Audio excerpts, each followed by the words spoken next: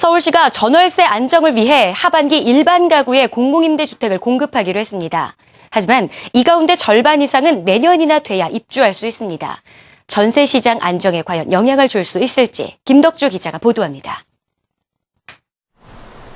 올해 6월 기준으로 서울시에서만 전세에서 월세로 계약이 바뀐 건수가 지난해 같은 기간에 비해 약 2.7배 증가했습니다. 전세 품귀 현상과 맞물려 집주인이 이자 소득 명목으로 월세를 선호하기 때문입니다. 이에 따라 서울시는 12일 전월세 시장 안정화 대책을 발표하고 우선적으로 공급 물량을 늘리기로 했습니다.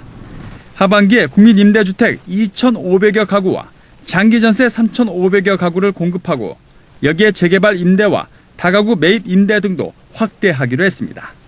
대부분의 물량 장기전세 같은 경우는 당연히 전세 개념이고 국민임대 같은 경우도 전세를 원하는 경우가 대부분 그렇기 때문에 그걸 다 전세로 전환시켜주는 경우가 많고. 또한 전세 보증금 대출 지원과 저소득 가구의 금융 지원을 위한 주택 바우처도 지속적으로 추진하기로 했습니다.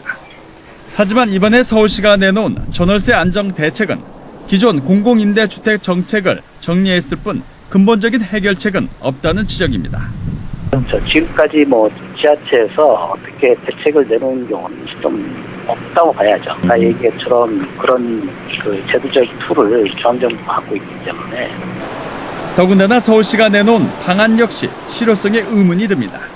특히 하반기 예정되어 있는 21가구의 공공임대주택 물량 중 60%는 올해 안에 구경하기 어렵습니다.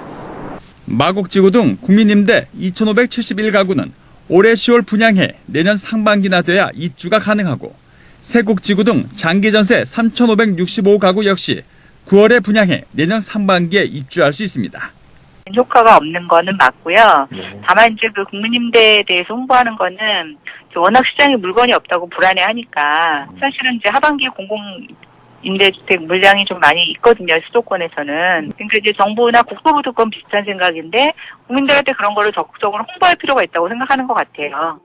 정부나 지자체 모두 전세난을 해결하기 위해 골몰하고 있습니다. 하지만 아직까지 답은 나오지 않고 있습니다. 한국경제TV 김덕주입니다.